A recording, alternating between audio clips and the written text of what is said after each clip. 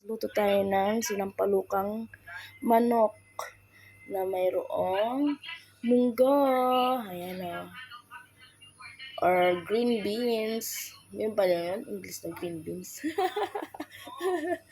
Ayan. Sa Pangasinan kasi walang paasim. Pero magluluto ako ngayon may asim.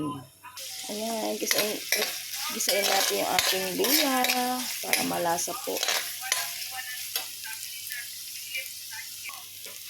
Ayan po, gisa natin yung bawang sibuyas.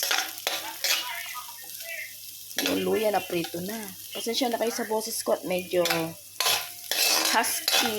husky pa rin sa sipon at ubo. Ayan. Nagalit tayo ng ating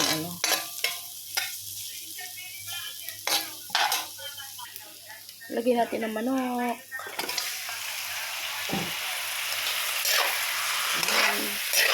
Igisa natin siya hanggang sa maprito-prito siya. Bulol na po yung lola niyo. Lagyan ko ng paminta at asin. Lagay ko na yung sinigang mix. Ayan. Konti muna baka umasim. Ayan, ilagay ko na po yung munggo.